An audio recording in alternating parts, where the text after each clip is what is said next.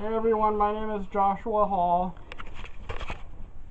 And my name is Peter the Reader. And my name is Peter Hall. We're Thing 1 and Thing 2, the Media Maniacs, because we'll review anything under the sun. And today, we're going to be reading an article called The Last Jedi Director Defends Luke's Force Powers by Kevin Berwick. Rian Johnson, The Last Jedi sucks. Okay. Rian Johnson is still out answering questions about The Last Jedi and just about every little choice that he made in the movie. Johnson and J.J. Abrams have been put under the microscope in an intense way by Star Wars fans who have looked at every frame of the last two movies, and now fans want to know why Luke has new force powers that seemingly come out of nowhere. I heard that they're ancient force powers that he learned while he was on At Show, or whatever that planet was. Oh, you mean learning how to make force apparitions? Yes. That was something that the ancient Jedi knew how to do. I don't have a problem with that. What I have a problem with is Leia being able to survive being blown up on the bridge of her ship and being stranded in the vacuum of space, and she manages to get herself to a medical frigate after being stranded in space for who knows how long, but Luke can't handle the strain of making a force apparition. His heart just gives out or something, and then he becomes one with the Force. That's what I have a problem with. Well, it did take a lot of energy to do that. But, anyway, the topic was being discussed on Twitter, and its director stopped by to drop some knowledge and then disappeared. There are spoilers for The Last Jedi ahead. Read at your own risk. Rian Johnson responded to its Twitter exchange between Bungie project leader Mark Noseworthy and Slash film head Peter Serretta. Noseworthy argued that Luke Skywalker's force powers are foreshadowed by Snoke when he bridged Rey and Kylo, while Serretta argued that the appearance in the last-minute astral projection The Last Jedi came out of nowhere. It was decided that Johnson should respond to their Twitter exchange, and surprisingly or not, the director joined the discussion for a moment and then vanished. Rian Johnson's take on the subject of foreshadowing Luke's force powers or not goes back to the original trilogy. The director took the stance that nothing was ever explicitly explained in the original movies. He had this to say: "I should stay out of this, but were any aspects of the force use in the OT, force-grabbing objects, force ghosts, even Jedi mind tricks, explicitly set up before they happened? I'll take my answer off air." Johnson has taken a lot of heat for his choices that he made in The Last Jedi, but many of them were all rooted from the original trilogy. The Jedi mind trick was never explained. It just was.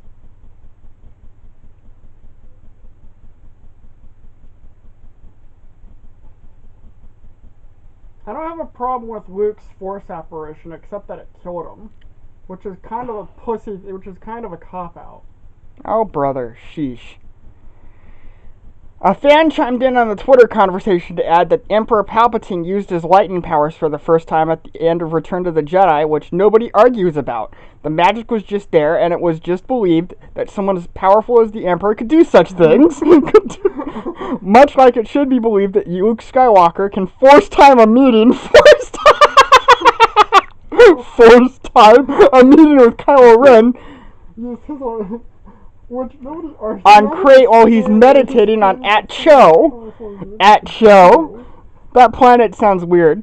Okay. Much like it should be believed that Luke Skywalker can force time meeting with Kylo Ren on Crate while he's meditating on At Show. Luke is a powerful Jedi Master, so he should be able to do some pretty awesome Jedi tricks by now. Okay. Except he got his ass kicked by Rey. No, it was kind of an even fight. No, she kicked his ass. Part of dissecting Star Wars movies until you're blue in the face ends up taking a lot of the fun that went into making the movies in the first place. Which is something that just happens on a bigger scale these days with the internet. Rian Johnson made a Star Wars movie that was different from what fans knew, and he's pretty much gotten trashed for doing so. It will be interesting to see how The Last Jedi stacks up when looked back upon 10 years from now. You can read about the argument over Luke's new Force powers below, courtesy of Rian Johnson's Twitter account. My biggest problem with The Last Jedi is that it had way too many social justice warriors. Not as much as the latest Spider-Man movie. But it was still obvious and blatant. In my mind, I don't believe these scenes clearly set up the concept of astral projection. It does set up the idea of that astral projection would result in death. I also don't think that messaging a filmmaker into a conversation like this is cool. I should stay out of this, but were any aspects of Force use in the OT, Force grabbing objects, Force ghosts, even the Jedi mind trick explicitly set up before they happened? I'll take my answer off air. I like that Homer Simpson meme. It's probably a GIF.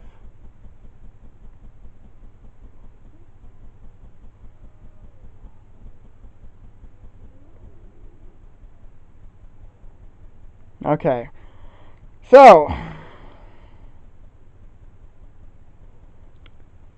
there you have it, Star Wars fans. So, Josh,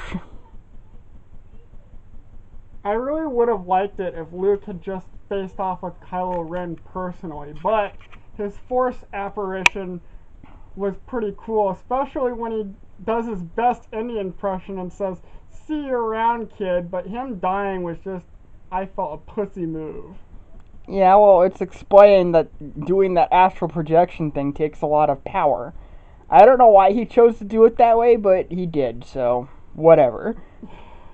Okay, I still don't buy that because Leia still survived being blown up on her ship and being stranded in the vacuum of space. I don't know why they chose to keep Leia around for the movie when the actress who does her is already dead. But even if Carrie Fisher were still alive, I still would want Leia to be killed after that. You just don't survive that. I mean, Luke's... At first, when I saw The Last Jedi, I thought Luke surviving a barrage of blaster fire was him just using the Force as a shield. That's what they wanted you to think. Alright. See you later, Star Wars fans. This is a shield.